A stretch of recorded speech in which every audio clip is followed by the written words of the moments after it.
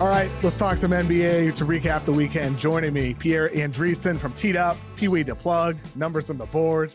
And we're going to start off with some pretty big news that dropped on Monday morning from Tim McMahon over at ESPN. He said on their podcast that trust has completely disintegrated between Nico Harrison, the Mavericks general manager, and Patrick Dumont, the team owner.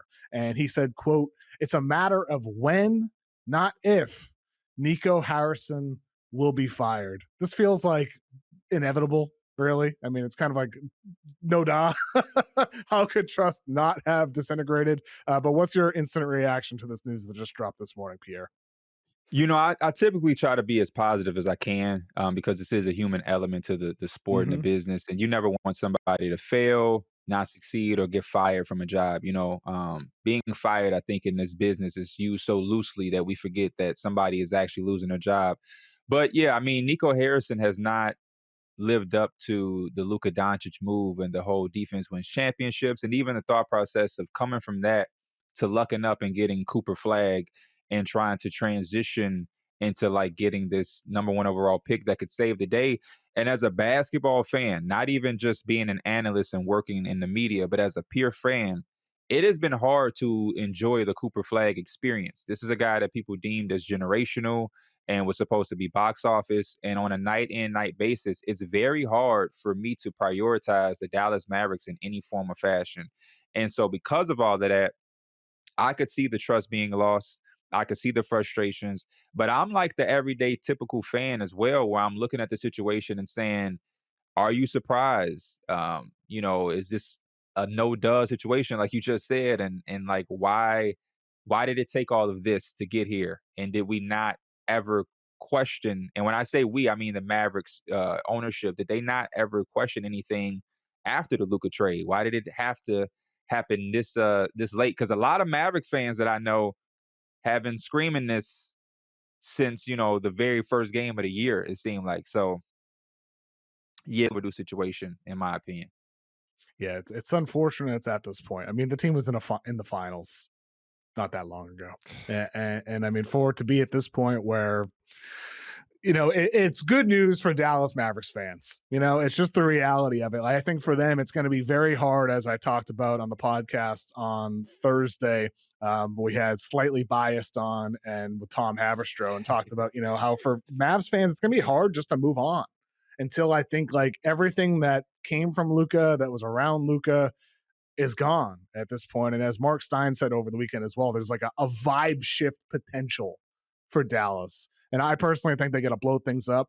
I think you got to trade AD. I think trade Kyrie once he's healthy. And just in my opinion, and play with a young team, get another high pick in this loaded draft class that I'll talk about with James Barlowe later in the podcast, and move forward with a young team. And hopefully Cooper turns into something. And also, like you said, it's been really hard to enjoy Cooper this year. And it shouldn't be hard to enjoy a rookie who is as dynamic as he is, but he's being put in a tough situation, playing point guard.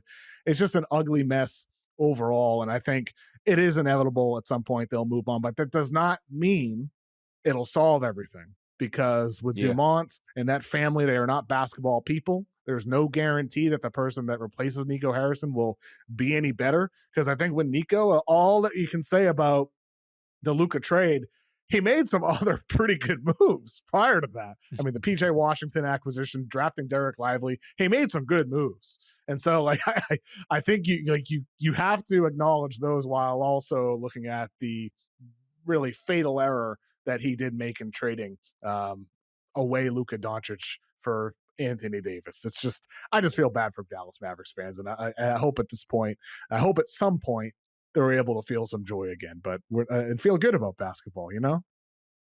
If you were a Dallas Maverick fan, or if you were close to a Dallas Maverick fan, could you, in some world, sell yourself on the idea that you mentioned where you kind of transition? You have Cooper Flag. Like, we know he's good. We don't need the numbers. Obviously, you wouldn't like to see the struggles, but we understand as basketball people, the construction is part of the problem there. But you look at this upcoming draft, and there is Boozer, Peterson, Dybantsa. You have your draft pick for this year. could you sell yourself on the potential of pairing Cooper Flag with one of those other guys? And now, again, it's still going to be tough to get over Luka. You're probably never going to get over that. Like that.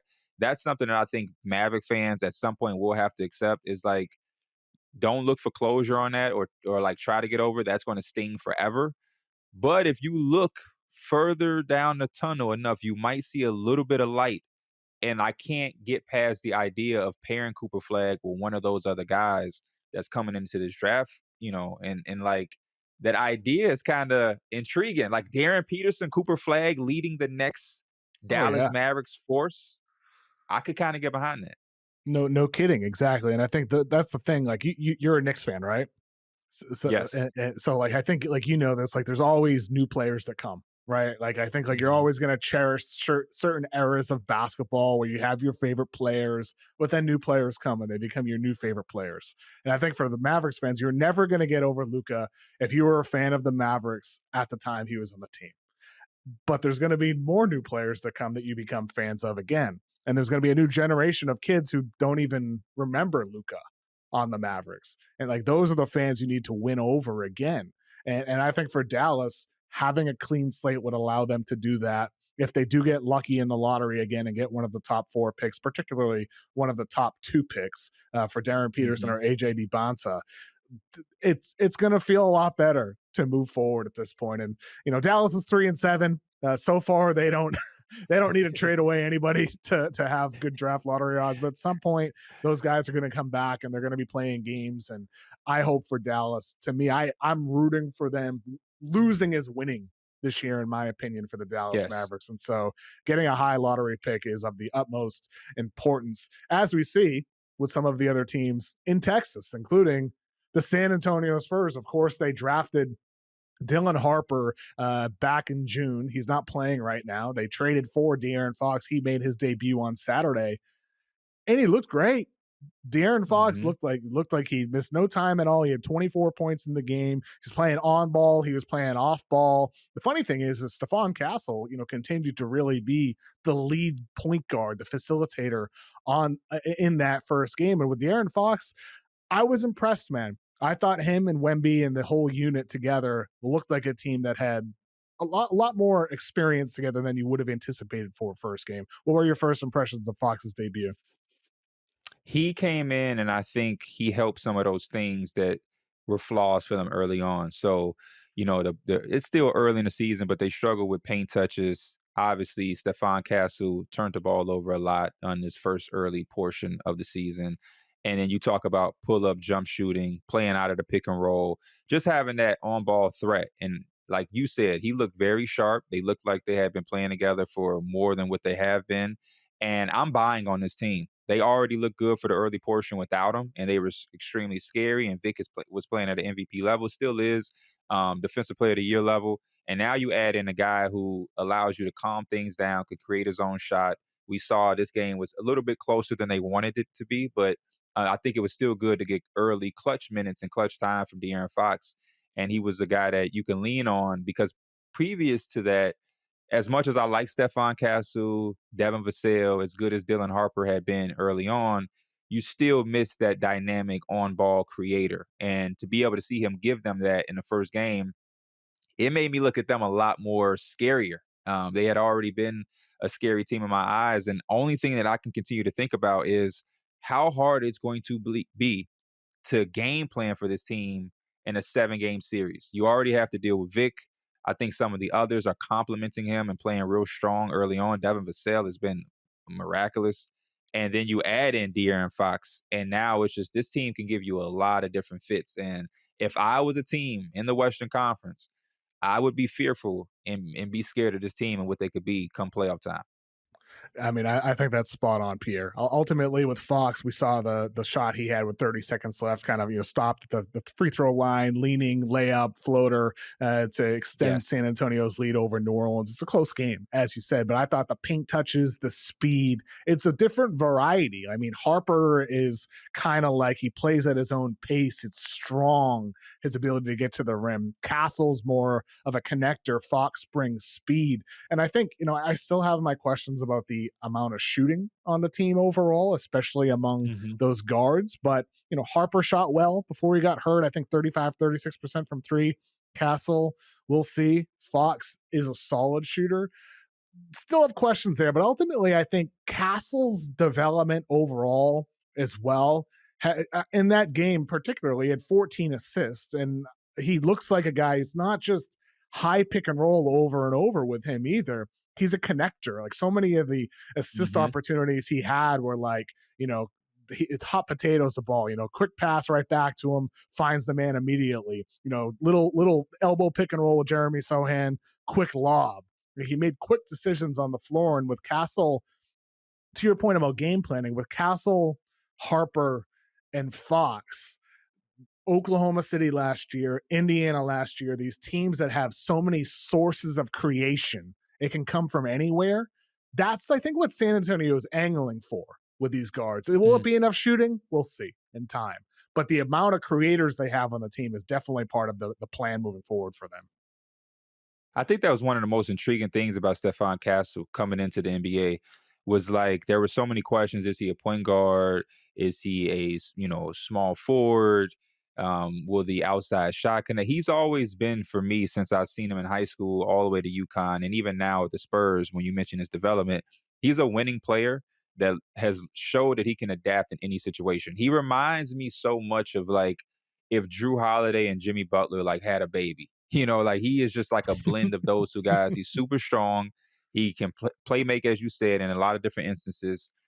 He isn't the greatest shooter, but throughout the first course of this season, whenever I've watched Spurs game, he is, for whatever reason, always making the big time 3-point shot. Can play out of the dunker in short spurts. Like, the guy just does a lot of different things. And that versatility, I think, is something that I appreciate. And I think every winning team needs it. You mentioned Caruso. I think when you talk about Drew Holiday with the Celtics, you're a Celtics fan, Drew Holiday, Josh Hart for my Knicks. You need those guys that can come in and just give you any source of production. And I think Stephon Castle fits that. And I'm super glad that the Spurs have continued to empower putting the ball in his hands and kind of letting him play through those early mistakes, because I think the more reps he gets and the more comfortable and confident he is on ball, the higher their ceiling is, especially with De'Aaron Fox coming to the mix. Like you said, it just gives you so many different, variations of scoring and playing. Do you consider the Spurs a championship contender? Coming into the season, I would have said no. But at this point, I actually am going to say yeah. And I might regret it because they are a little young. They haven't had, playoff experience together. But Victor Wembanyama is just so different. And I think he just provides an entirely different element of defense. And again, when you talk about game planning, they're just going to throw you a lot of fits. And they're still in a position to be buyers. So we talk about the shooting. They wouldn't surprise me as a team at the deadline to make a move that could address some of those issues because of the assets and the depth that they have. So, yeah, I think I actually would. I really would. Now, that's not to say that Denver and OKC, won't be extreme factors either. But it's hard to not think of the Spurs, going on some type of run and having a shot in the dark. Yeah, I mean, ultimately, I think there's tiers. Oklahoma City is on probably a level of their own. Maybe Yes. Denver's there as well, considering what Jokic is and what the talent is on Denver's roster as well. But you can talk yourself into the Spurs. I mean, like, if there's a turned ankle in the playoffs for SGA, or just a really rough shooting series for a team, whatever it is, I mean, you can talk yourself into the Spurs. That's the tier that they would belong in. And that's not just about Victor with what he's capable of doing, but I think it's, to your point, what Devin Vassell's doing, what Keldon Johnson's doing. It's what these role players are turning into for the team. And that's where the picture is starting to come together for the Spurs. And on top of that, as you said, they have a lot of assets. They didn't have to give up a lot to get Fox. They have a lot of different pieces they could put in trades. And we also still haven't seen this team fully healthy. We haven't seen them with Fox and Cornette and Harper as well. And so we haven't seen this team at full strength yet either to really know what's missing. I think it's pretty clear they need shooting. but it's a matter of how you actually take that step. But ultimately, I do think this is a team that would make a move, but I don't think they'd. Is there a guy that like stands out that like would you trade for Lauri Markkanen? Like would you want to put all those salaries together to go get him, or who's in mind for you to target if you're the Spurs, whether player type or a specific type of player that could become available?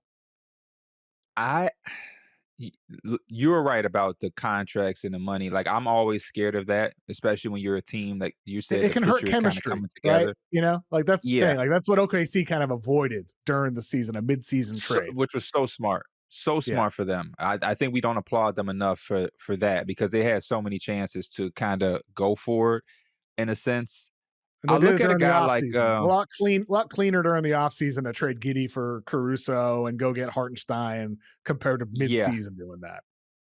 I'm always a fan of that route personally. That's why I like what the Knicks did when they got Mikal and Cat. It was before the season and whatnot.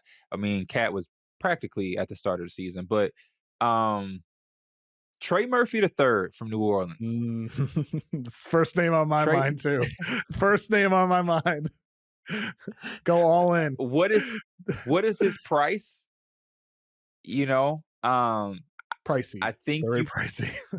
yeah, but also the Pelicans might get a little desperate because their season has, like, we've all talked about the trade that they did during the draft and giving up that first round pick unprotected to be in this situation. You know, they might have to kind of make a move. And I don't really know what Zion's value is. I do know Trey Murphy would probably be maybe the highest value player on the roster right now. And I just think he would fit so great with the Spurs. And I think he would be worth it. I think he would be plug and play where you wouldn't have to worry about chemistry too much. I think he would give you a certain level of effort defensively that would come in and match. His ability to play without the basketball, I think would complement, Vic on the double teams, Fox, Castle, Harper, all of this creation around him. He would strive. He would strive. He's one of those guys that I think we would look at him at a higher level and as a better player in that system around those players rather than what's going on in New Orleans. So Trey Murphy the third or somebody in that mold. I think Trey Murphy is a perfect example, and in part for San Antonio, it'd just be a very easy trade to make. Like you could give up Harrison Barnes for Trey Murphy 1-for-1 to match salaries, and then you just stack on assets, whether picks or youth on top of that to meet whatever threshold it is that the Pelicans front office would desire for Trey Murphy. And by the way, I mean, if I'm the Pelicans, I would prefer to keep Trey Murphy, but Yeah. at the same time, like there's a line for he's not an untouchable. There's a line for a lot of players, and I think that thing you hit on. I mean, it's early. It's only November 10th as we record right now, but the Spurs are one of those teams that if you're factoring in who could win a championship, their ability to make trades needs to be part of that consideration. And we'll see how this develops. I look forward to seeing more Fox, Wemby. I mean, those guys didn't run a lot of pick and roll together. I want to see some more of that in the weeks and months ahead. We started with two Texas teams here talking about the Mavericks. Bad news for them. Good news for the Spurs. Good news for the Rockets as well. The third team Yes. in Texas, the Houston Rockets had a 22-7 fourth quarter run to come back against the Milwaukee Bucks on Sunday. That was a great game.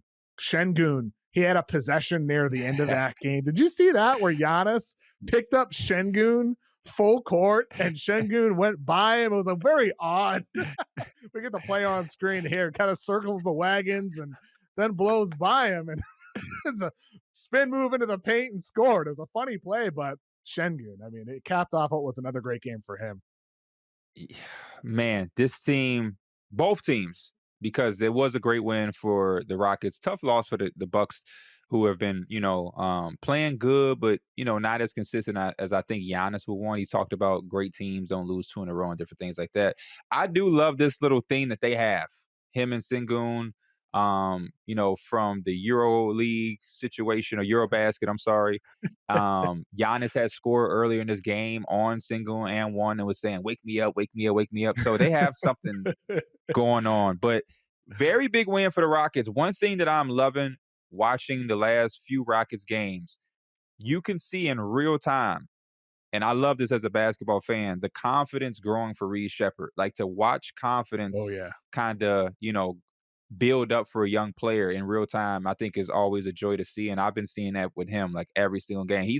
He's a guy that went from that first game, everybody was yelling at the TV to give Kevin Durant the ball and, to not be so nervous or whatever in the game against OKC, to now Reed Shepherd, I see, is pulling up in transition on fast breaks for threes. To go from that level of confidence to this level in 10 games, I think is kind of insane. And I think it kind of positions the Rockets in my mind to be a team that I can't really rule out. I was high on them coming into the season. The Fred injury kind of made me take a step back. But if I'm seeing Reed Shepherd constantly grow in confidence, over the course of 10 games, I can't imagine what the next 15 games or 20 games will look like for him. They may be a team that I have to start putting back into, consideration when we talk about having a chance out west. I'll tell you what, Reed Shepherd is going to have one of those games where he drops 30. It's going to happen. It's inevitable that Reed Shepherd is going to have a game where he drops 30 or 35 and people are like, whoa. Because like so far he's had games where it's, 16 points on 10 shots and 12 points on 4 or 5 from 3, like these good, efficient, lower volume games. But he's going to have a night where he just goes scorching hot and he plays 35 minutes and he has a big performance. And that's what I think is really going to get people's attention with what he's done ever since. And by the way, OKC makes everybody look bad with their defense. They do. Good point. never mind a guy like Reed, who, he doesn't get to the rim a lot. He does have his flaws as a player. And I thought in that Bucks game as well, I mean, he hasn't had a lot of games where it was like one of his like Kentucky style box scores. He had 4 steals in the game, deflecting passes, creating transition opportunities. He's a defensive playmaker, even if he has his issues on ball. And I think you're touching on something that is very important with Houston this year, and that's how they're distributing touches. Now that they've lost Fred VanVleet due to injury, they trade away Jalen Green, and with just those 2 guys alone, last season accounted for 139 touches per game. They're replacing those touches with more Şengün, who's getting 21 more touches per game, more Amen Thompson, who's also getting 21 touches more per game from 54 to 75. Reed Shepherd has doubled his touches pretty much, 22 touches to 43. Jabari Smith getting a little bit more, 37 to 45. And of course, you bring in Kevin Durant, who's getting 62 touches per game, pretty much the equivalent of Jalen Green last year at 63. But like Şengün, Amen Thompson, Reed Shepherd, and Katie in particular, those guys are very, very overwhelmingly filling what you felt like you lost from Fred VanVleet. And ultimately, like VanVleet's a solid player, but Point Şengün, Amen Thompson, this Swiss Army knife, and Reed Shepherd, the shooter, these guys collectively, I think are adding new ingredients to the Rockets that make them feel like a far more dynamic offense in the half court. And that makes me higher on them than what I maybe thought they could have been with Fred VanVleet. No disrespect to him at all. Absolutely. But this team just feels a lot more diverse in their ways that they can beat you right now, in part because of VanVleet's absence. Yeah, and we still haven't even seen, not that he would be on this touches chart, but I think Dorian Finney-Smith gives them some type of outside shooting Haven't even threat. seen him yet. How crazy is that? Yeah. You almost forget about him. You almost forget that. Yeah, you Yeah. forget. That is like the one thing with Houston, why they confuse me, is because I love the offense. I love what they do. I think the right word you used was dynamic. That's exactly what they bring, because it's so many different ingredients, as you said. But there are games when I watch, and I do wish they had a little bit more outside presence. And I think Fred would have given them that. I think that's why the confidence in Reed Shepherd is very important. But yeah, they confuse me, because I'll look and I'll be like, man, I wish there was more 3-point volume. But then I think against the Grizzlies, Amen Thompson had like 26 shot attempts and he only took like 3 threes. And he had a really great game. And, if that's their recipe and that's leading them to the success, then they just need to drive home on that. Even with, they started out with the double big lineups and just trying to attack the glass and control the offensive rebound in there with Adams and Sengun. I prefer Sengun at the 5 with Jabari, KD, kind of outlining your front court there. But yeah, I don't know if I was sure that they would be like this early in the process of adding Kevin Durant and losing Fred VanVleet, but I've enjoyed it. I think that they're a team that is like they're intriguing because it's like on one end, are they a contender to you? I mean, we know Yeah. they can be, but it's like, some days I look at them and I'm like, yeah, this is really it. But then the other days it's like, maybe it's a year too early. So I'm not sure. They just intrigue me that much on a game by game basis. I'm definitely a fan and I want them to be contenders. I think them being added to the fire would be super dope. And I love the way that they play and compete defensively. I love what Amin Thompson does. I think Sengun is really fun. We saw that opening night game against the Thunder where they took it down to the wire. I think that gave me playoff vibes in the first game of the year. And so I would love to be able to see that in the real playoffs. But yeah, they've surprised me. And I know that they're a team that we all projected highly, but I'm still surprised at how fast they were able to get things going. And yeah, they've been impressive. Yeah, I mean, I think you hit the nail on the head there. I mean, you lose Van Vliet late. It would have been completely understandable if this team stumbled out of the gates and instead of 6-3, if they were 3-6. I think people Hmm. would forgive it, if that had been the case, considering, I guess they've also had an easier schedule. They faced Detroit, Brooklyn, Toronto, Boston, Dallas. It's been a lighter schedule, so maybe it wouldn't have been forgiven. But I think you're talking about the process, right? Like the Hmm. process of watching them play. They look like they haven't missed a beat. And that's where it's like very impressive how well they've performed so far.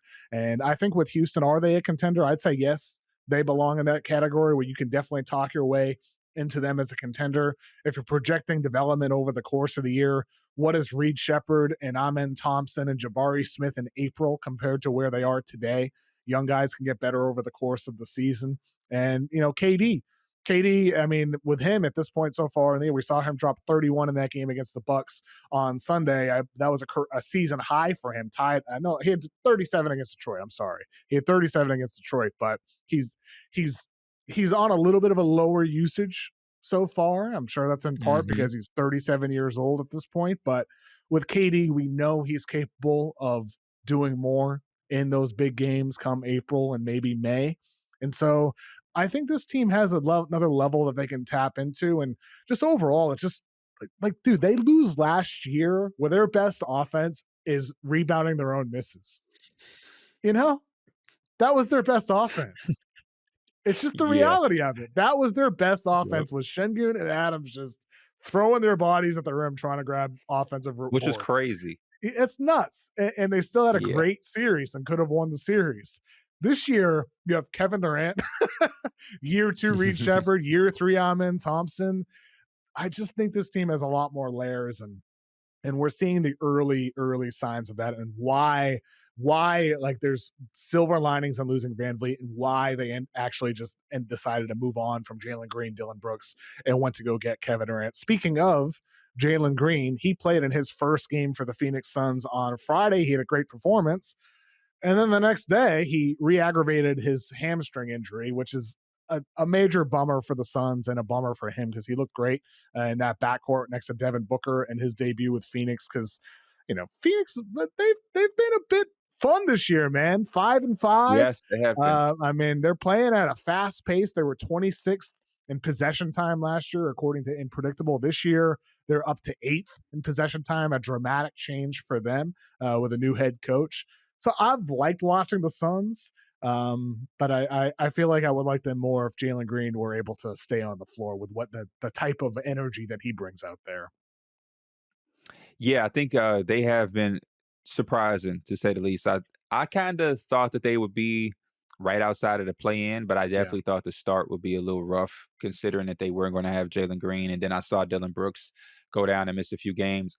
You are right. They have been exciting. They play extremely late, though. I can't lie. Like it's almost bedtime when they come on for me. I am trying They're my a hardest to stay morning awake. watch. Watch the game in the Yes, morning for me. I'm not staying up. but I've been going to bed at 10 p.m. lately. I'm an old me man, too. Pierre. It feels great. I You used can go to to. bed at 10 too?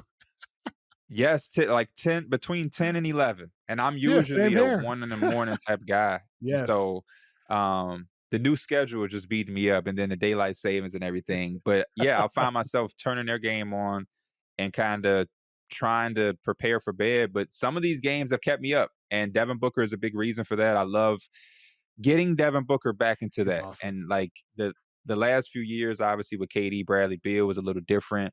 And I understand it, right? Kevin Durant joining your team, you don't want to be the guy that is not allowing Kevin Durant to be himself or to be comfortable. But I do think that, Devin Booker being in this role is what we want to see from Devin Booker. And I think what we're seeing in the first 10 games, this is why I was so big on Devin Booker staying with the Suns.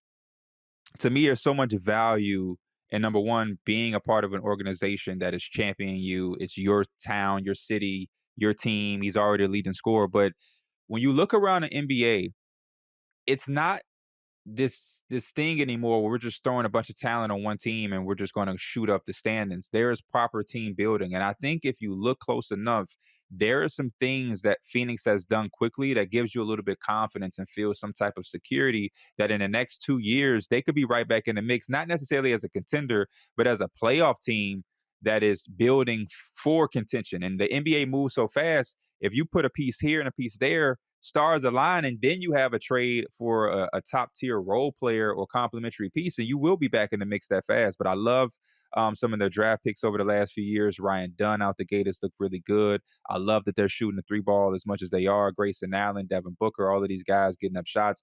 And then Dylan Brooks brings a certain level of intensity to every franchise he's been in. And I don't want to call it culture because I think we overuse that word in basketball, but like, there's a certain swagger and toughness that he brings. And I think you've seen some of that imprint already in these first 10 games, but they have surprised me out the first 10 games. And I hope that they can continue this. I don't want it to be like a first 10 game fluke and then they lose 7 or 8 in a row. And it's like, oh, that's the Phoenix team that we thought was going to be here this year.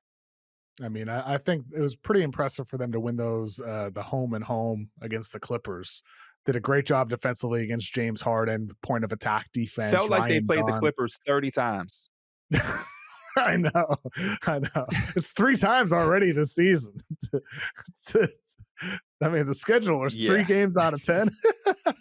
What? It's kind of an odd little quirk in the schedule so far. There's been some weird quirks. Like, what is it right now?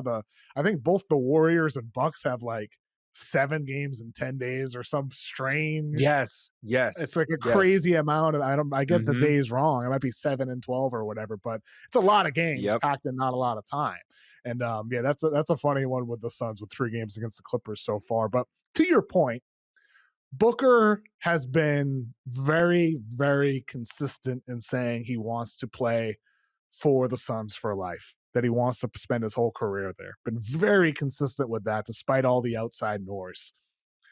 What I'm intrigued by, the front office standpoint of things, I'm sure they would like to keep Booker as well, but is there a line?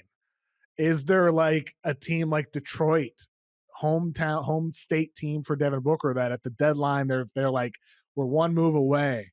We'll give you Tobias Harris and we'll give you Jaden Ivey and salary fill and all of our future picks. You get our whole future.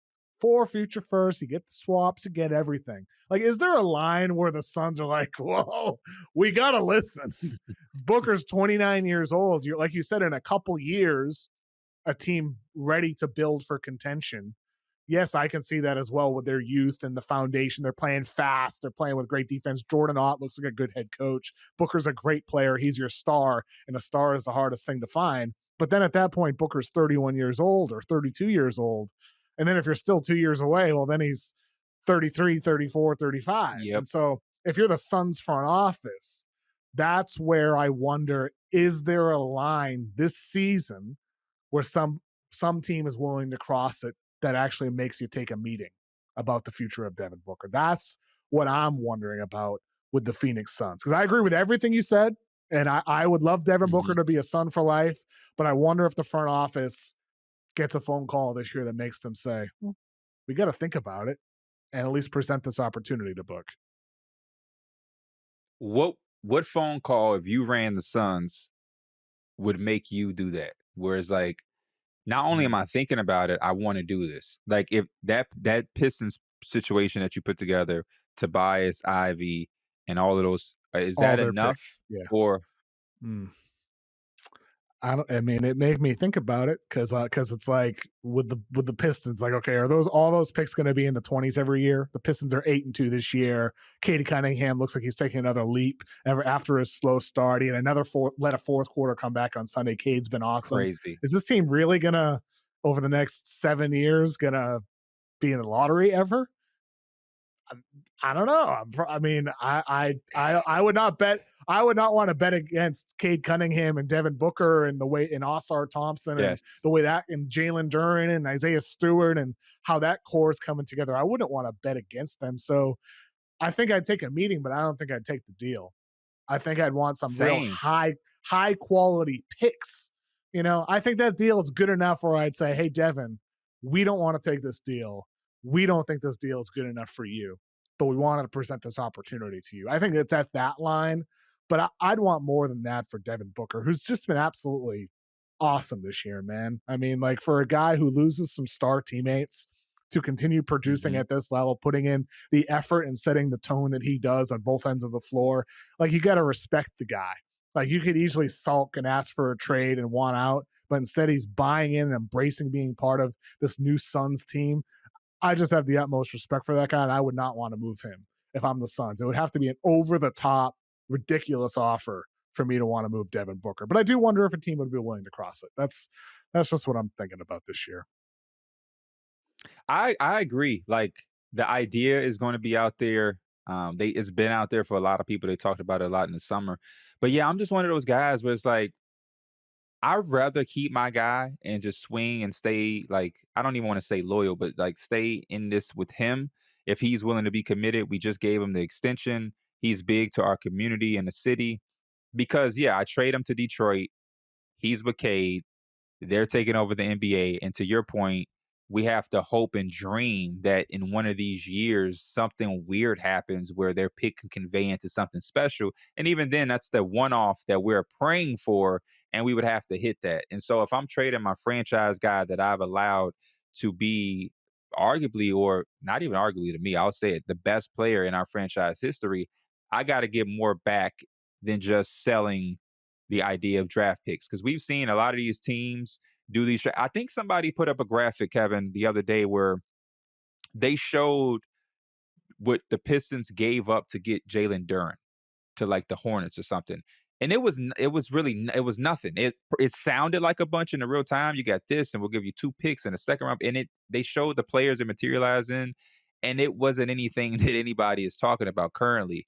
And so like I wouldn't like want to trade Devin Booker for the hopes of what some players could be. I would kind of need a Sar Thompson back in the deal, something Mm. concrete, and I would need an a hope or a shot in the dark with some draft picks. But just the picks, and I'm a guy that's turning into a less is more. That's always been my little thing. Less is more theory. I think Giannis is showing it with the Bucks. We'll see how far that goes. But I think the NBA is going into a era where it's like have your best player and get as many surrounding complementary high value pieces. You know what I mean? Everybody won't be able to do it as good as OKC, but like Giannis and the Bucks right now are intriguing to me. It's Giannis, who is a dog, a star, whatever you want to title him, and he has great complementary players that fit his game. AJ Green, Gary Trent, Miles Turner, like Ryan Ryan Rollins. So Rollins. I'm kind of liking, yeah, I'm liking that idea of team building, and I could see, like we said, a little of that with Booker. It may not be as fast, but in another year or two, I could see Booker with a lot of great like surrounding players and that being something in Phoenix. Ryan Rollins, by the way, still number one in the NBA in pick and roll scoring efficiency. Still number one. Oh Head of wow. Stephen Curry, Wow. head of Anthony Edwards, and head of Mitchell and Luca and all these guys. Ryan Rollins, still number one so far this season. As as a draft guy, quick question for you. How fun is it to see somebody like Ryan Rollins be the player that like you got to see some glimpses of in college? Because a lot of guys like Ryan Rollins, they come to the NBA and then they kind of conform and find a role or footing to stay in. And now it's like this guy is people are surprised at some of the scoring outbursts But that's what he did in college. Like that's what put him Mhm. on everybody's radar Went to was he was Toledo. able to, yeah, Toledo get buckets. Yeah, Ryan Rollins, I mean, for him to be playing at the level he is right now, it's a bit surprising for him to reach this point, but that's the thing. It's like he did it in the MAC conference. And it's like, Hmm. well, it's the MAC. But he's doing all the things now in the NBA that he did then. It's just Yeah, sometimes like a lot of crazy. the times it doesn't translate. Like these scorers, these bucket getters become role players. And for him to carve out the lane that he has so far is just pretty awesome. Pretty awesome to see it happening for him with the Milwaukee Bucks. And he's a key figure on the team. Opportunity knocks Hmm. sometimes. Kevin Porter goes out, Ryan Rollins goes in, and now he looks like the guy. And it's pretty cool to see that. Let's talk about the Chicago Bulls, another team in the Eastern Conference. They've lost 3 of their last 4 games. The Knicks, the Bucks, and the Cavs. They blew a 19-point lead against the Cavaliers. Did you see the Josh Giddey play? DeAndre Hunter just Yes, snapping DeAndre his ankles, Hunter. almost literally. Yeah, that was tough. I'm in Chicago. I'm obviously a Knicks fan, but I have love for the Bulls. I love the start that they had to the season. Watching this kind of made my heart drop for a I second. know. He did come back to the game. So now I can laugh like you and just enjoy the play. Mhm. But yeah, the Bulls, great start. I was never a buyer. I was just in the moment enjoying the brand of basketball they were playing with. You had to figure that things were going to settle out, especially in the Eastern Conference, and they would figure to fall a little bit in the standings. I'm still intrigued though, with so many teams not playing up to par. Is there still room for the Bulls to take advantage? Maybe not be a top 4 seed out east, but still be a playoff team. And I know a lot of Bull fans were kind of hoping to, be in the lottery running and get one of those 3 guys we talked about earlier. But like with the way Orlando is playing, Trae Young's injury with the Hawks, those are 2 teams that I was high on as far as being legitimate playoff teams. It kind of opens up the door for a Bulls team to continue to be a surprise and maybe sneak into the playoffs. And Josh Giddey is an all-star guard up to this point. So the Bulls kind of slowing down a bit, but I'm still intrigued and still trying to figure out if this team can be a legitimate playoff team or was that just a hot start? I think it's a little bit of both. Like it was a hot start, but at the same time, I do think this team's going to be better than people anticipated. And I mean, they haven't had Kobe White yet. And Kobe White, like they have the 21st ranked half court offense so far, according to Synergy.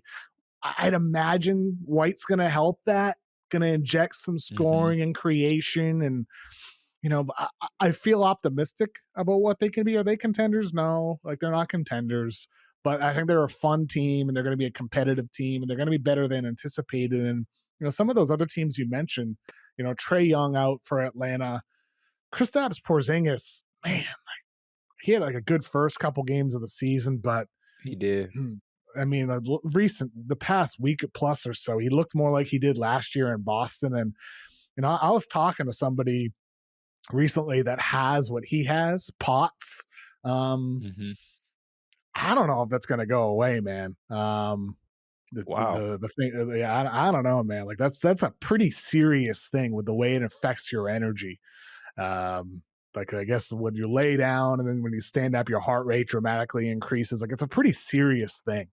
And I think with KP again, like this is not sourced, nothing at all, but like just the way he played in the first couple of games of the year compared to the last couple of games, it's like, damn, is this back again? And so with the Hawks, they have injuries. There's still questions about Kristaps Porzingis, and I have a little bit of a harder time feeling high on the Hawks in the way that I may have entering the season, considering some of these big questions. But I think the Bulls could be better than them. Miami with their remade offense, like they look excellent as well. The Bucks are better than a lot of people anticipated. I was very high on them, to be clear, but I think with Chicago, they'll be in that top 6-ish.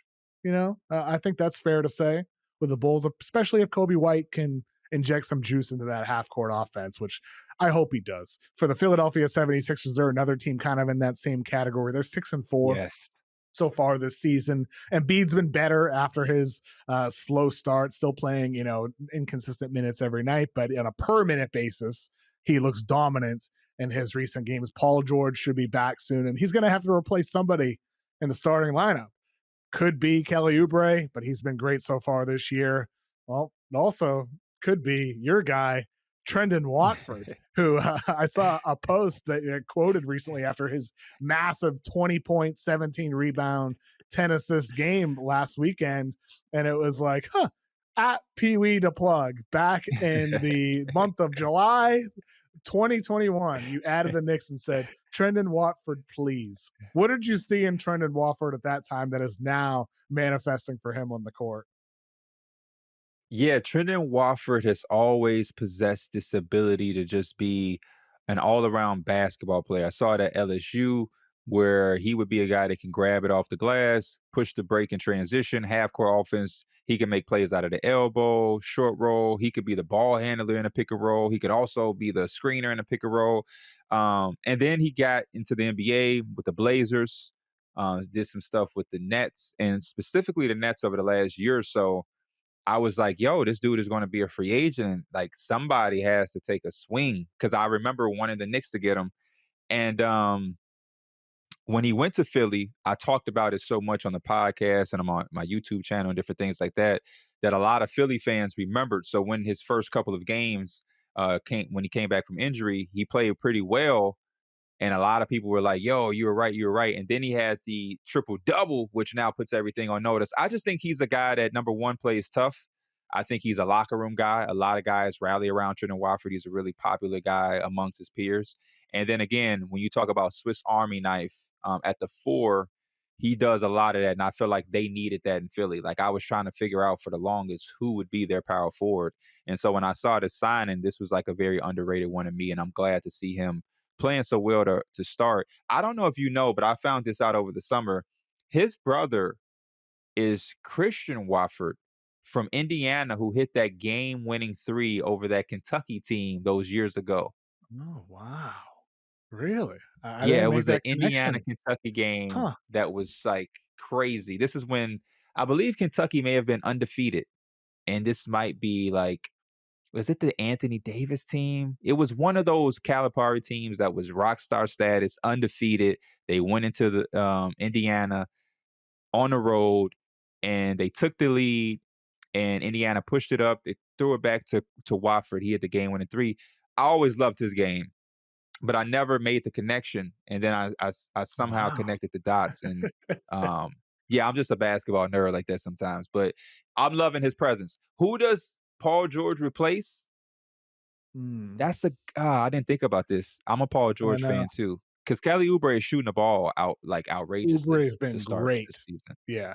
It's like I don't want it to be either of them with the way in which Watford and Oubre are performing. Like Oubre, I don't want to ruin this rhythm he has in this starting unit, but I also know that it's probably at some point he's going to cool off. And then with Trendon Watford, I mean, Joel Embiid kind of half jokingly said it reminded me of of Ben Simmons, with the triple doubles. It was Yes. good, doing everything on the court.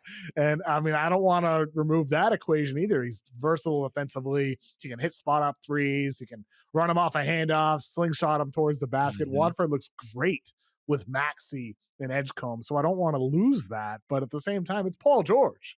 I mean, Yes. you do have to start Paul George. I don't think you can ask Paul George to come off the bench. So it probably has to be With Watford. with the case you made, I'm gonna go Oubre. You Ooh. just the way you just described Watford, you made a really good case for him. Well, all of the different things you could do, and yeah, I like the size in that front court as well. I don't really like Paul George at the four. I don't want Kelly Oubre at the four. I know Nick Nurse doesn't mind it at all. Um, but yeah, maybe Oubre because, like you said, realistically, and I like Kelly Oubre. Do we think he's gonna shoot the ball and be this effective for the duration of the season? Probably not, which is fine. There's no shot at him. Um, but then again, your point of starting Paul, I think about that Could bench, it be and if Edgecombe? it's Could it be the rookie? The rookie goes to the no, bench? it can't be. I No, don't it think it can't be can VJ be. Edgecombe? Really? No, Why I not? don't He's a think rookie. so. That's the argument. Oh, we're going to put the rook off the He's bench. We don't want to yeah, have him hit the rookie wall. He's playing 37 minutes per game. We'll lower his minutes, lower the responsibility and demand on him. It's like an easy argument. it is. The fan base has just rallied around him so Yeah. strongly, and he's And he looks almost played great. himself into like, yeah, rookie of the year consideration that I don't know if you really want to do that without him hitting the rookie wall. Now, when he hits the rookie wall, then you got plain and day. It's easy to do, but I don't know if you do it before the rookie wall. But I'm also thinking about the bench unit. If you have a bench unit that is bringing on McCain, Grimes, Wofford, and Drummond, I kind of like that. I kind of like that. These are good issues for Nick Nurse to have. These are good issues. These are really good issues. And also, is Paul George coming back and playing full time, or is he going to be minutes restriction like like Embiid? If he's minute restriction, bring him off the bench. If he's minutes I restriction, know. Maybe you start Paul George off the bench instead, and then it works, and he's like, "Yeah, I'll continue doing this as long as I'm getting my minutes." $50 million off the bench. Yeah, I know, right? It's a pretty good job. Pretty good job. And one quick note on VJ Edgecombe. Last 4 games, 4 of 12, 3 of 14, 5 of 15, 3 of 9. So his scoring numbers have dipped a little bit the last 4 games. And so that is just something to monitor rookie wall? When it comes. It could be the rookie wall. He's playing a ton of minutes, more games than he ever has over a short period of time. And so that is just something to monitor before George does come back. Last team I want to talk about here, the Orlando Magic, because weird stuff from their post game on Sunday after another loss for Orlando. They're now 4-6 on the year. They lost to the Celtics, who they should not be losing to, considering the state of that team. So Banchero was asked about the new offensive system they're playing with, and if that's contributing to their turnovers. This season, they're 22nd in the NBA in turnovers. And Banchero's asked that question. He pauses and he hesitates. He kind of looks down at the score sheet and he says, I don't know. Like, he didn't really have an answer after like a 10-second pause. And then Jamahl Mosley, their head coach, was asked a question about rookie Noah Penda. And, he played a couple minutes and he's like, it should Penda have played more. And Mosley he responds to a question about Noah Penda. And he says, 17 turnovers for 29 points had nothing to do with the rotation. Thank you. I was like, huh? That's not the question. But so you have Orlando at this point where the blame game is beginning among Magic fans. They're 20th in offensive rating, 26th in 3-point attempts per game, 21st in 3-point percentage, 22nd in turnovers per game. How hot do you think the hot seat should be on Jamahl Mosley? Because it feels very hot among Magic fans. But considering these offensive struggles, do you think this is just the blame game here, or is it rightful for them to be looking at Mosley as maybe the first guy to blame? It's definitely the blame game, number one. But I won't say that it's unwarranted. I definitely think Jamahl Mosley, this is the seat you sit in as a head coach. And sometimes when I watch this team, and I watched them a lot early on because I was so high on them that I'm still disappointed. But I remember seeing some of the things, and I even did like a video kind of breaking down just some of the things that I see on both sides of the floor. As much as you want to blame Jamahl Mosley and as much as blame he should get, because at the end of the day, he is the head coach, I am also disappointed in the players as well. When I watch the Orlando Magic, I don't see a true defined leader in any way, shape, or form on the floor. They have so many miscommunication issues on the defensive side of the basketball. I don't know how they lost identity there, because that was something that was always giving me and most basketball people confidence in this team. As much as they need to figure out offensively, they'll always at least have the defensive side of the basketball figured out.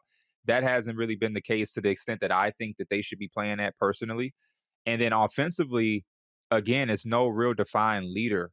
And it just feels like at every stretch of the game, one of the top 3 guys is put in situations where they feel like they have to do something to kind of stop a run or start a run or go make a play happen. And it just hasn't been as cohesive as I thought. Last night or the previous game, I think Desmond Bane had 1 3-point attempt.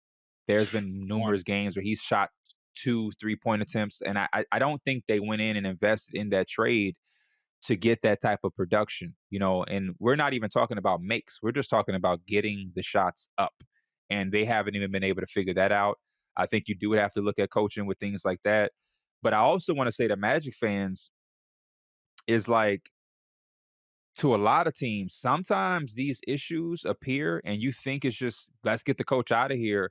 some of these things are it looks deep rooted, and I'm not necessarily saying they're wrong for maybe wanting a different coach or a different voice, but it's sometimes super hard to change the identities of players, especially overnight. So I don't know if you're going to just get a new coach in there and everything will be able to be figured out. Like, this is something from a roster construction, from a player perspective, that is going to take some deep changing of. And I hope they can figure it out soon, because the next step, as a guy who is a Boston Celtics fan and have seen everything go through with the Celtics. What's next?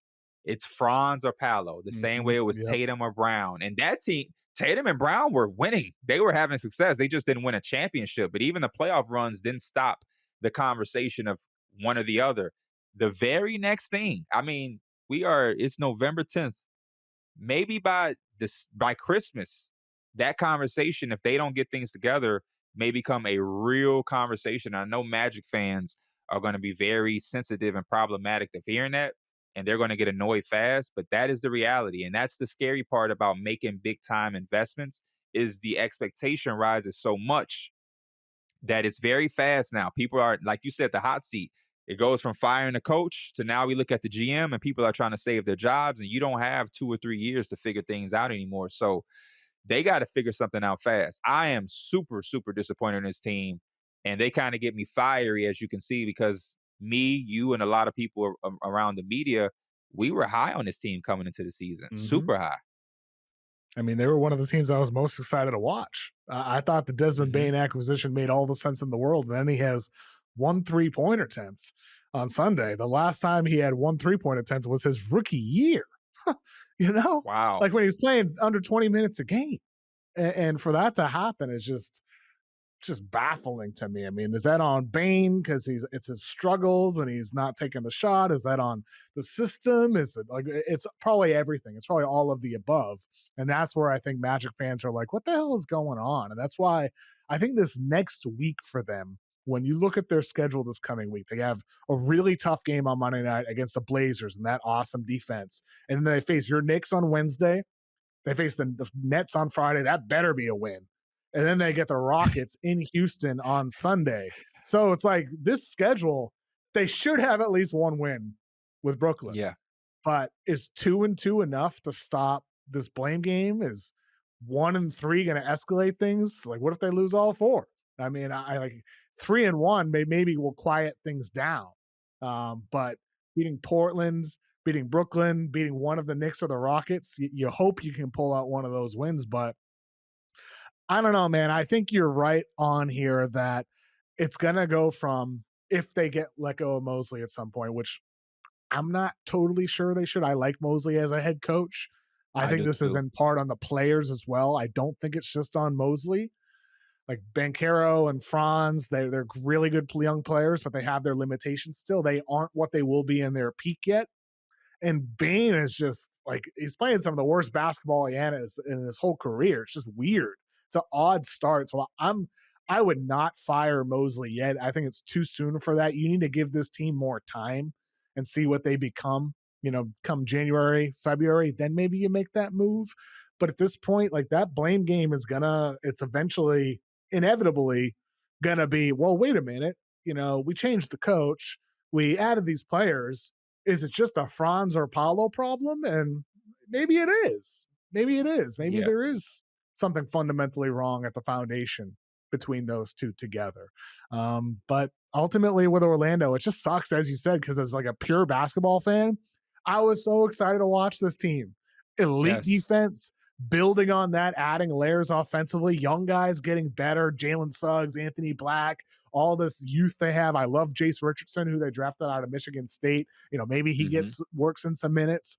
I thought this would be Tristan Da one of the Silva. funnest teams. Oh, Tristan Da Silva, he's awesome. Like so many good players. And I thought this would be one of the funnest watches in the NBA. Instead, they've been one of the most painful.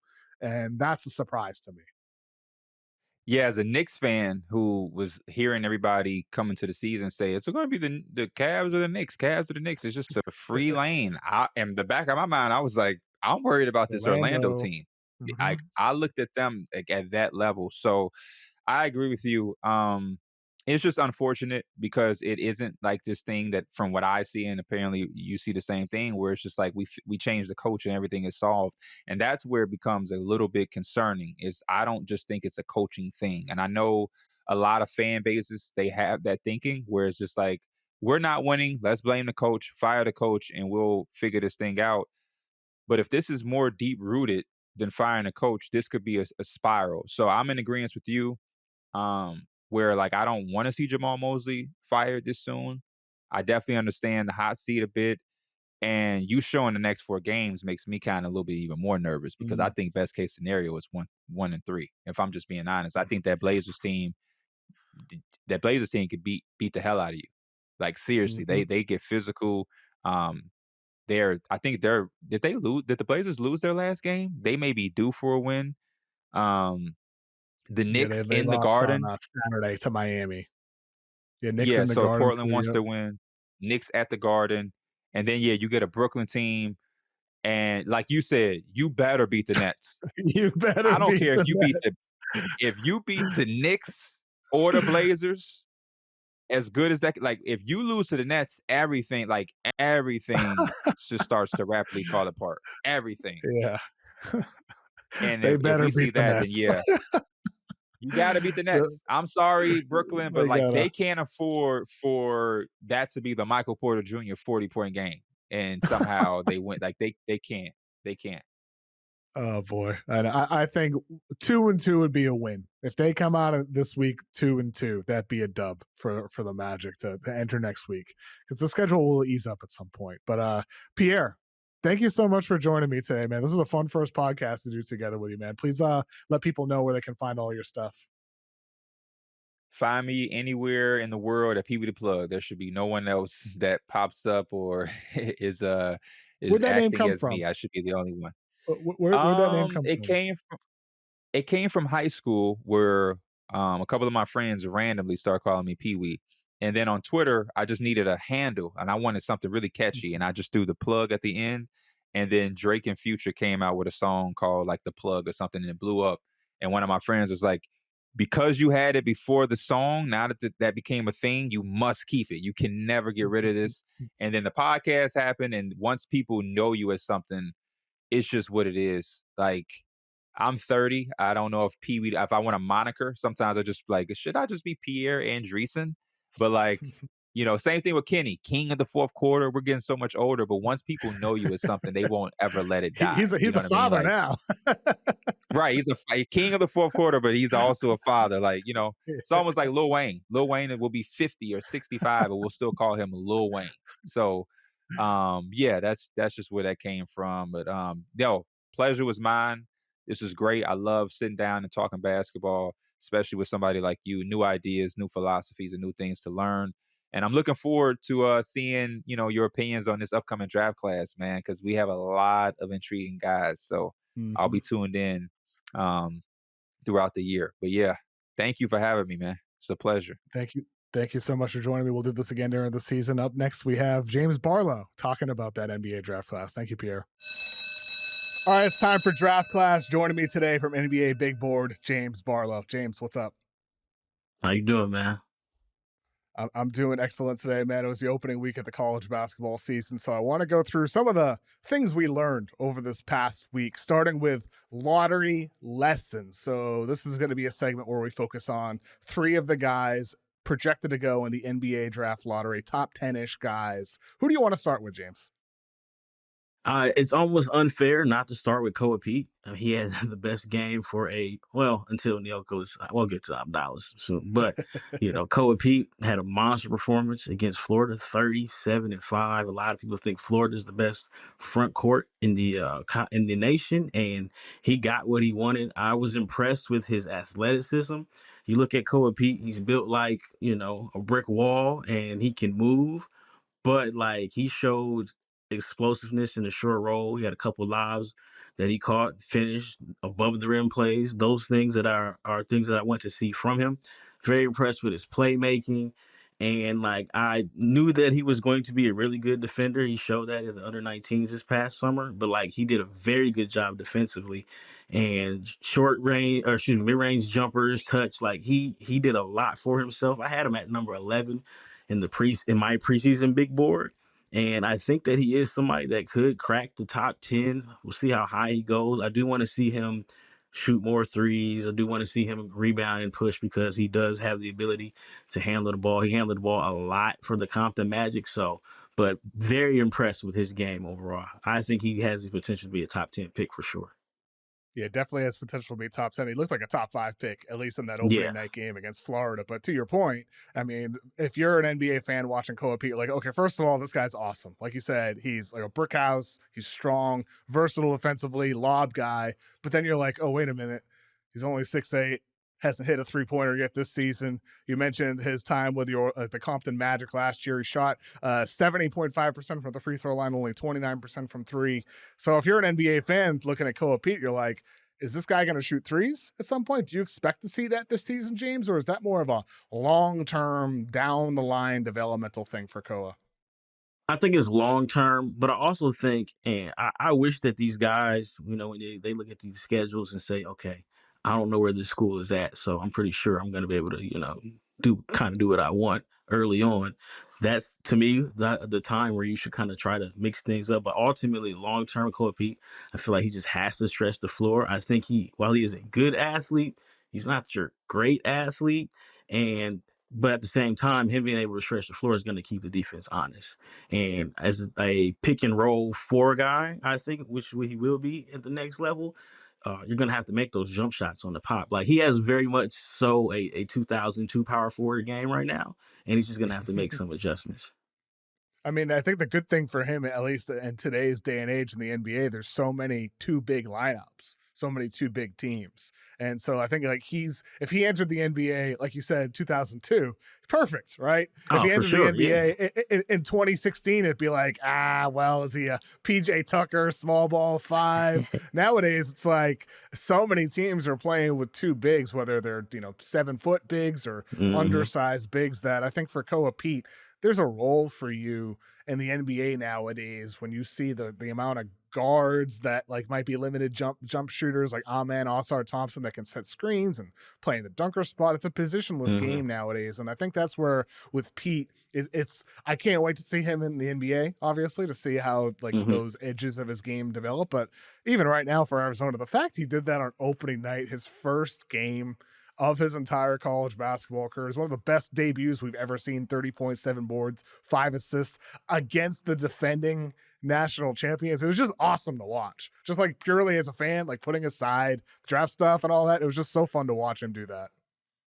Yeah, for sure. Like I said, I think that there is a level of point forward ability that we just haven't seen from him.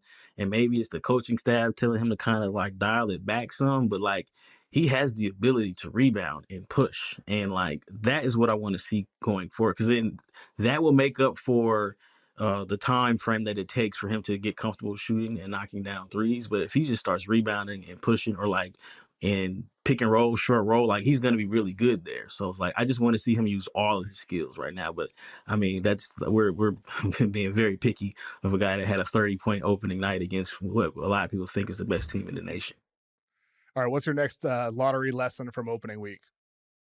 AJ Dybantsa. AJ Dybantsa is an amazing talent. He can get to the basket and dunk off of 2 feet in like 2 dribbles. Like he covers so much ground. It's not Giannis is a long strider, but Giannis is ultimately going to jump off of 1 foot. AJ can jump off of 2 feet. And I want to say that the thing that I've been the most impressed with about AJ Dybantsa's game is that there's a level of unselfishness that you would think that he wouldn't have at this stage of his career, because he's an all-world talent. And, you have to think that he feels like if he gets the ball in his hands, he can score and make a play. But he reads double teams very, very well. And also in that game against Villanova, he handled the ball at pick and roll late down the stretch a lot. And I think he's a better he's better in pick and roll right now than I thought he would be. I thought eventually he would get that probably at the NBA, but playing for Kevin Young and BYU, they're gonna run an NBA system. That game against Villanova, like it was probably like the last 7 minutes of the game. It was just AJ high pick and roll, you go make a play. And like he put a defender in jail, he finished. I think he missed one jump shot, but he made all of the correct plays. So very, very talented. As much as I love AJ, I do have him number 2 right now behind Darren Peterson. And I just want to see going forward, I want to see him embrace taking open jump shots, open threes in particular. They played Holy Cross. I mean, no disrespect to Holy Cross, but like you're up 30. I need you to I want you to take those open jumpers, because if you're taking that open jumper and the defense has to close out to you behind the 3-point line, then you're really going to start dunking. I mean, he already dunk on people. He already creates dunks for himself in the half court. I just want to see him take more open threes. If he's somebody that, we think we pretty much know is an all-world level wing, those guys that he like emulates, copies, models his game after, whether it be Jason Tatum, Paul George when his legs worked, Kevin Durant, like they shot open threes. So, I mean, I looked at it. Kevin Durant shot 6 threes a game his freshman year at Texas. And it's like you just have to take and make open shots. And I have no issue with him shooting pull-up jumpers, mid-range jumpers. Again, your superstar level talent wings, in my opinion, you should shoot and take them, but you shouldn't turn down open shots. So that's what I definitely want to see going forward from him, because he's an amazing talent. And I think a team that drafts 1, 2, maybe even 3, you're going to, pour champagne in the draft room because you got yourself a dude. I mean, yeah, I think you're spot on with everything you said. His playmaking is underrated, or was underrated entering the season. He's getting opportunities to show that he's actually really talented as a creator. He has feel, pace. He can pass the ball. He's not a selfish player at all. Very good I think pace. very good, and I think that's where he's a bit underrated overall as a talent. He's not just this rangy scoring wing. He can create. He's really like a big guard in a lot of different ways with the way he handles the ball. But to your point, if you're going to be that superstar type of player, A, yes, hitting pull-ups is nice, but B, you got to just, crush the defense and hit those open shots. And there have been a few times through BYU's game so far where he's passing on open opportunities and just dribbling into a pull-up mid-ranger. So far this season, according to Synergy, he is 1 for 4 on pull-up jumpers. He is 1 for 3 on 3-point attempts. That's not enough 3-pointers, period. Like you just need to get those attempts up, and he's a better shooter than maybe he even realizes sometimes. Or maybe this is just early season, him working things out. I'm not so sure. What do you think it is? Yeah,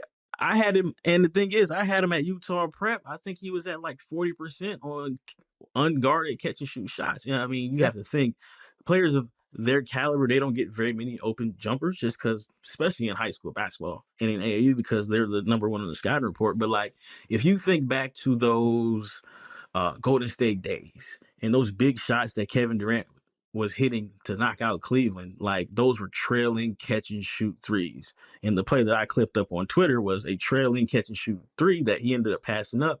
Now, again, he's super talented, and it's Holy Cross. Again, no disrespect to the Lord's teams, but like he's going to make those shots.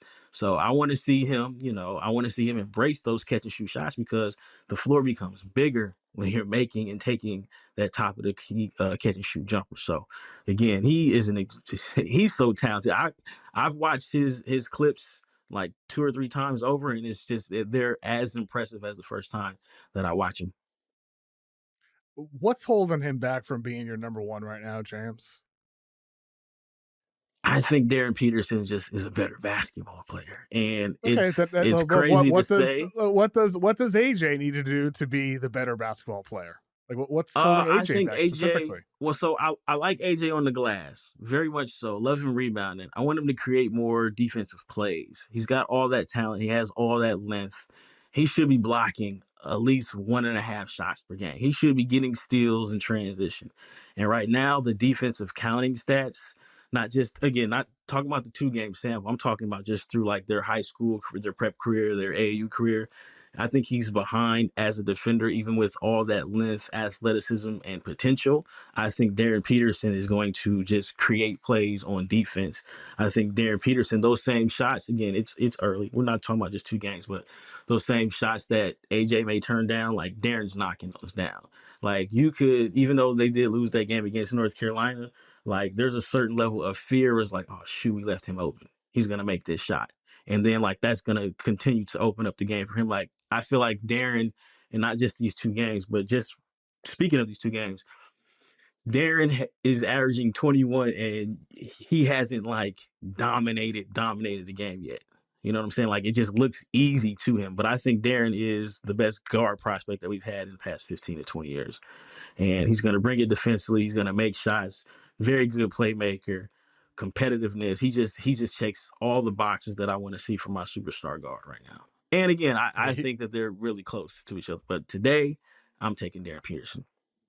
I think that's incredibly fair. And Peterson had a great opening week himself, as you said. You mentioned that North Carolina-Kansas game. That was the game I was most looking forward to throughout the entire opening week. And Caleb Wilson and really everything he's done for North Carolina so far, even going back to the exhibition games. We knew entering college that he was an elite tone-setting defender. He had that play against Kansas where they caused a 10-second violation. He's going crazy on the court. You see the emotion, and we knew he's an elite finisher, explosive.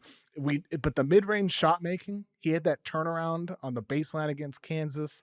The playmaking as well. They're using him at the elbows and the wing, those high-low passes to Visar. I mean, he looks like a more complete player. It's so far for North Carolina. And I loved, after the game, he did his interviews and whatnot. And, he showed, I think it was after their first game, or no, maybe it was after the Kansas game. He showed his wallpaper, and it was like, he puts his wallpaper or something to get pissed off about. And he's like, from my time with the All-American game, I didn't touch the ball. Darren Peterson was on my team. And then he had an interview with Jeff Goodman with the Field of 68. And Jeff asked him simply, what haven't you shown? And Caleb Wilson's like, I haven't shown people I'm the number 1 pick yet. So that's all I'm worried about. And I just love the attitude. He walks the talk, essentially, right? Yeah. With the intensity on the floor and off the floor. And he looks awesome, dude. I'm very, very, very, very impressed with the complete package from Caleb Wilson so far. That's what stood out to me from opening week. Going into the draft cycle, I had him at number 8, and I questioned how he would score. Again, everything that you said is true. Defense, plays hard, athleticism. I did not, it's 2 games, but I did not see him like scoring 20 a game. And he said, my goal is to average 20 and 10. And he is further along offensively than I thought he would be. Again, the defense is great. I think he ripped the point guard from Kansas at half court, like the thing that you see from your 4-man, like it's crazy. And, their first game, he looked like Shaq because he had like 7 dunks, and I couldn't even, it was so fake. I couldn't even like take good notes on it. I'm like, man, that's not real. But against Kansas, like you said, he's making turnaround jumpers. He's hitting face-up jumpers. I think that passing is going to translate. He's going to be able to play 4 and 5. I'm just struggling to find a comparison for him long term, just because I don't know. It's like, it's not Jalen Johnson because he doesn't have that kind of ball handling ability, but it's not John Collins because he's more fluid than John Collins, I guess you could say. Early Atlanta Hawks John Collins. I'm just trying to figure out what he projects to be long term, but him getting to the foul line, shooting 73% from the free throw line is a good indicator of his touch, and that's, to me, is like his swing skill. I try not to make too many like adjustments to my big boards early, but like I almost just had to move him up to 4 just because he's been that impressive. So, and maybe that Duke and North Carolina game could possibly start some conversations. I know he's a whole year older than Cameron Boozer, but it could start some conversations. Interesting. For number 3, Yeah. possibly. I mean, since we're here, like I like Cameron Boozer a lot. I think his floor, he's probably the safest pick in this draft. His floor is extremely high. You can pencil him in for 11 rebounds, 3 assists. Al Horford, right? Al Horford type of career. Wins every year, produces. Just somebody that you just want on your team. But he has struggled again very early, but he has struggled to finish at the rim. And I just think that he has to adjust from the bully ball portion that he's been able to get away with throughout his high school career to probably just being a more skilled player inside of the perimeter. Again, the 3-point shooting, he didn't shoot the ball well the first game against Texas, but obviously, shots fall against Western Illinois. But I have him down as just only 2 for 8 on layup attempts in the half court. And it's just something for me to monitor. Again, very high floor. And like as impressive as that game was against Tennessee, that exhibition game, like he shot 7 to 20, a lot of missed layups. So if you're missing layups, again, it's very early, but if you're missing layups against teams that don't have NBA talent in the front court, what's it going to look like in the NBA? Again, I think he is going to be your complementary player. Not complimentary player, but in a sense, like you pair him with a very dynamic point guard, then you really got something. He just may not be the guy that you give the ball to late in the clock or give the ball to down the stretch in the game and say, hey, go create a shot. But his floor is extremely high, and I definitely am tuned into that North Carolina. I mean, it's already North Carolina and Duke, but it's really going to be North Carolina and Duke because there's going to be so much at stake. As far as like Caleb Wilson says, hey, man, I'm the number 1 pick, and here's very much an opportunity. They were AAU teammates. I mean, you got to think that he has a wallpaper for this game, so we'll see. Yep, and North Carolina and Duke will face off on February 7th and March 7th. So we don't see that for a little bit, but they do have a number of really, really good opponents until then. They face Kansas on the 18th. I'll be at that in the Champions Classic. Okay. And in New York City later this month. So I'm excited to see Boozer and that whole Duke team later this month. So you mentioned how, guys could push for number 3, but even though we're just a week in, there's always little bits of movement on our personal boards as we're adjusting and kind of readjusting to what we see. So I want to go through some weekly movers. And where do you want to start off, James, with somebody that you're either higher or lower on after the opening week? Neoklis Avdalas. I had him number 9. I think I don't want to speak for everybody, but I feel like I was early on him being a lottery pick. I mean, it's only been 2 games, obviously, but I thought he was good enough to come out last year, to be honest with you. I thought he was really good at the combine last year. And that game against Providence that was scary. Like, that looked a lot like Luka. I hate comparing guys to all-time greats, but that looked a lot like Luka. He got what he wanted. And I'm not trying to pile on guys, but I just thought he was the better prospect last year between Jaeger Dimon and Kasparas Yakachonis. It just came down to visibility and opportunity. Avdalas had to play a stand in the corner role, overseas, whereas those guys had the opportunity to handle the ball at the collegiate level. So I think, if Avdalas would have stayed in the draft last year, I'd have took him with one of those Nets picks in the late 20s. I just think he's that good. But now he looks like a very much so a lottery talent. 6'8", 6'9", huge, broad shoulders.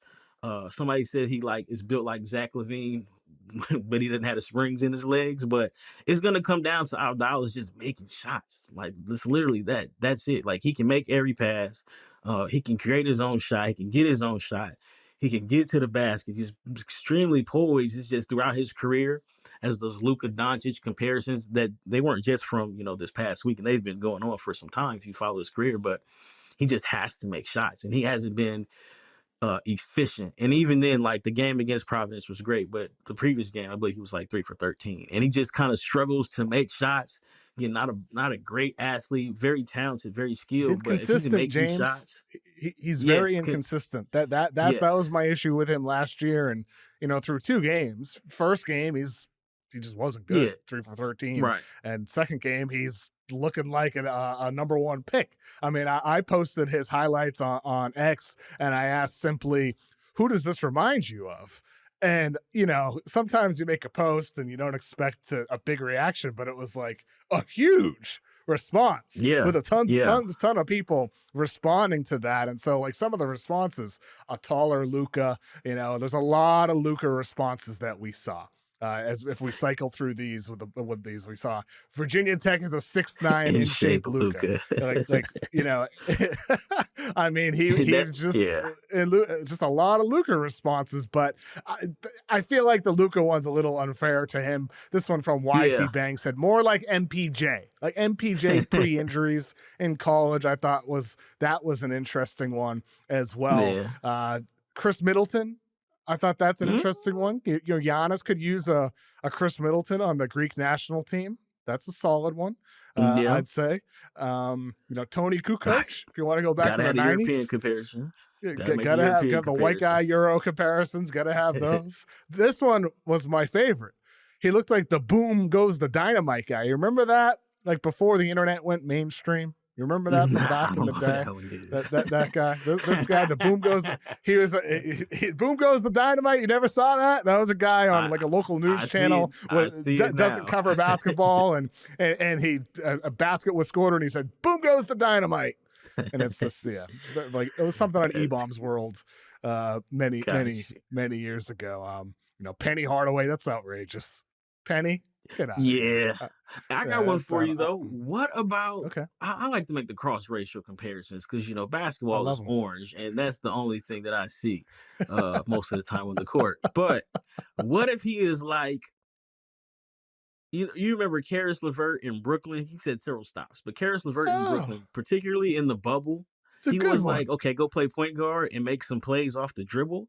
Like maybe that's because Karis wasn't a great athlete, but like his footwork in the paint was what made him very successful because you couldn't stop him off the dribble. He was really good at pick and roll, really good pace. Definitely Michael Jordan. He looked like Michael Jordan. I mean, Providence probably thought he was Michael Jordan. So.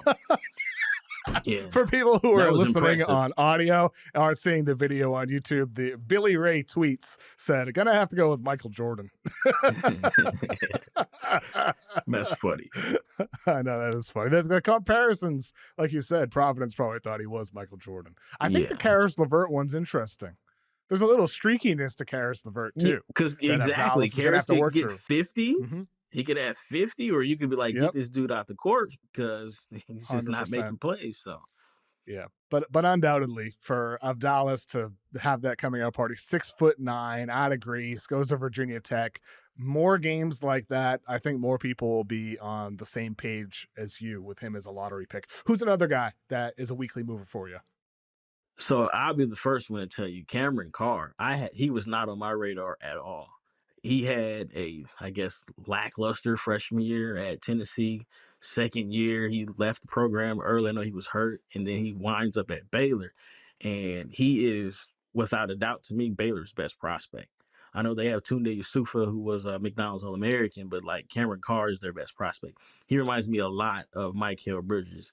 And I know that his measurements are floating around 6'6" or 6'5" with a 7'2" wingspan. That's great, but he's making shots from deep behind the three-point line. And he's comfortable enough to where if you chase him off the line, he can create his own shot. So he's shooting, I mean, it's 2 games, but 55% from three. Even if he's a 38% three-point shooter, if the Mikal Bridges prophecy rings true, Mikal Bridges was a 10th pick in that draft. And, he's making a lot of money as a, New York Knick. He's been a sought-after guy. So I think Cameron Carr, to me, is easily the biggest riser, at least in my opinion, because I didn't have him in my top 25 first-round pick conversation. And like, again, it is 2 games, but like he's been their best player, and I think he is going to be their best player long term.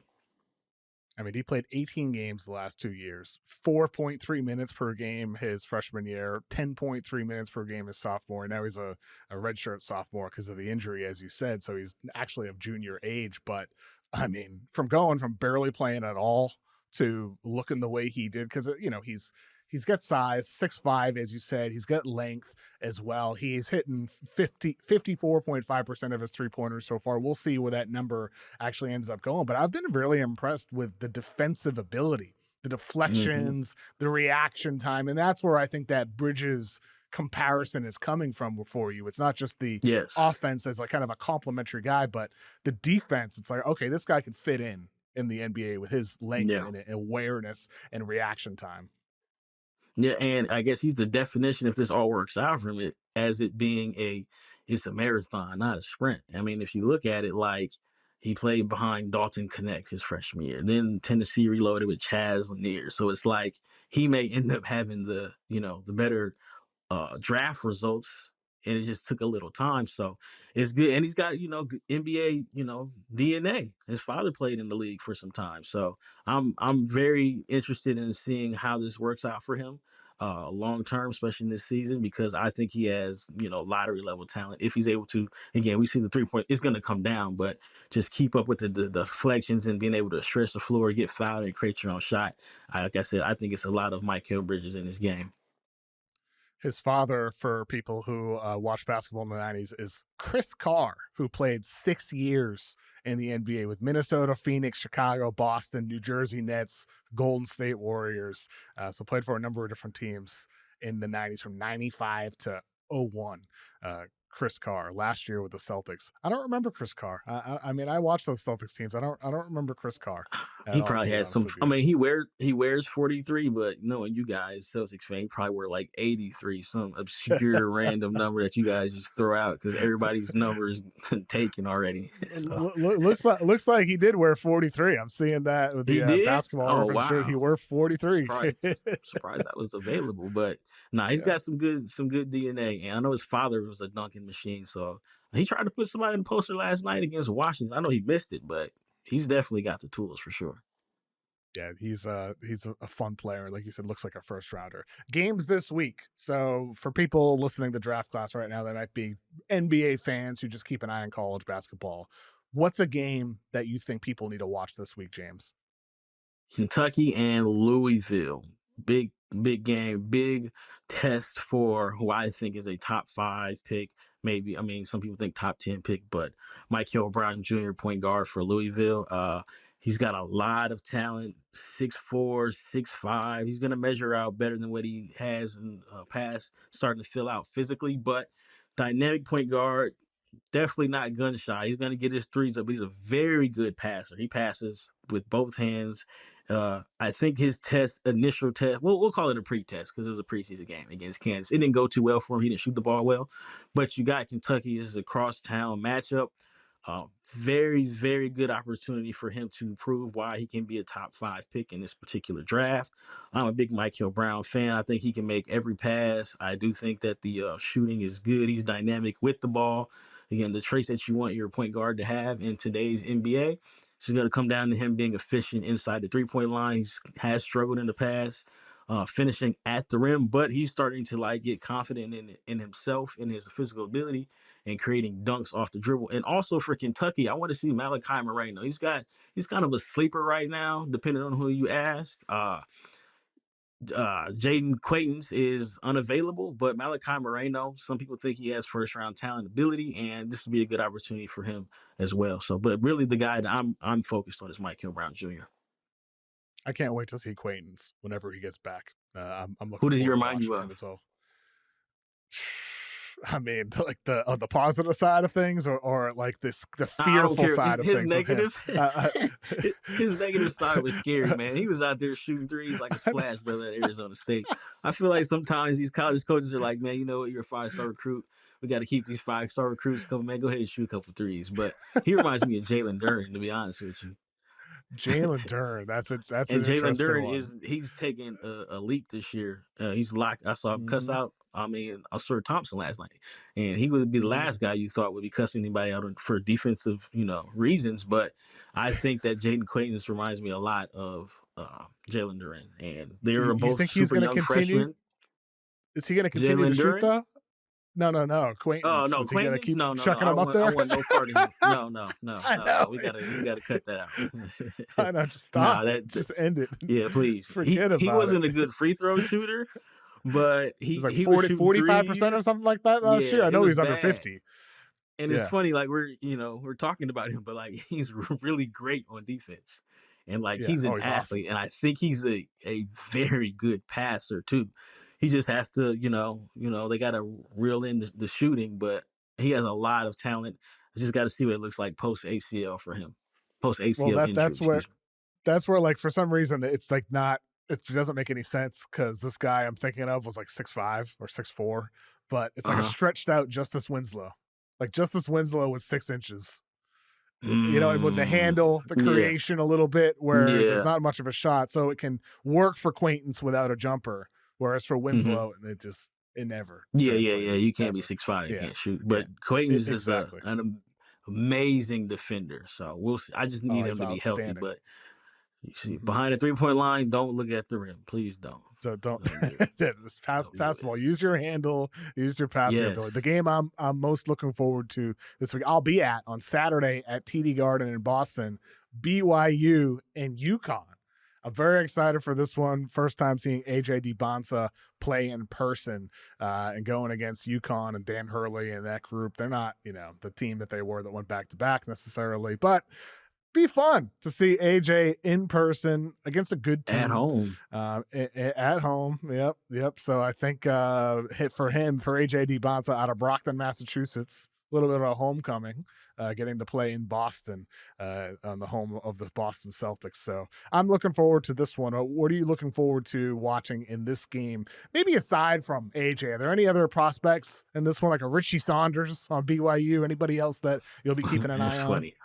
Richie Saunders, the tater tot guy, man. It's him like testing in the NBA is that like a pay cut for him? But Alex Caravan, it probably is. He's the father of the tater. He's the son of the father of the tater tot. So, but Alex Caravan has been on draft radars. It seems like forever. It also seems like he's been in school forever. But it's AJ. What is it? 8 years? 8 years now at this point. Man, for Caravan, it feels like he's been a while. Did he play with Ray Allen? It seems like, but definitely been there for a minute. But AJ it's about AJ. I want to see him continue to be tested. And like I said, I really love, and I wish that Bill Self would do the same with Darren Peterson. But hey, man, 6 minutes left. We're scrapping the offense. Get a ball to your best player and let him make a play. And I just want to see the continued growth for AJ Dybantsa as a playmaker. And, like I mentioned before, I want to see him take these open threes, because if you're making open jumpers, like, what are we supposed to do with you? You're 6'9" and you can handle, and all you need is just half a step, because you can finish. You're going to get to the rim. It's like he's just missing that one piece of his game.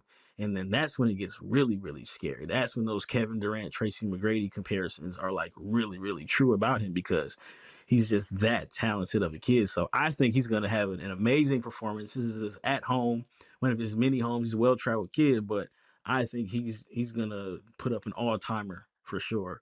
And, I mean, he's a competitive guy. You have to think that he sees Koa Peat get 30. You have to think that he sees Avdalas break the internet, and he's like, okay, it's not a conversation, but we'll make it a conversation in my head and, show that he is, potentially the number one pick in this draft.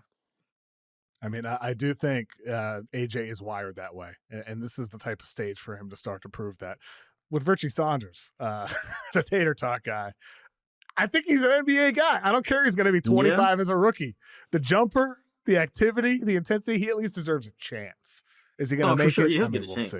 He deserves a chance. I mean, the shooting ability, like last year out of nowhere, 43% from three, and he's doing stuff off the dribble and pull-ups. And I mean, we'll see if that sustains over the course of the season. But I'm a Richie Saunders guy. I love the headband.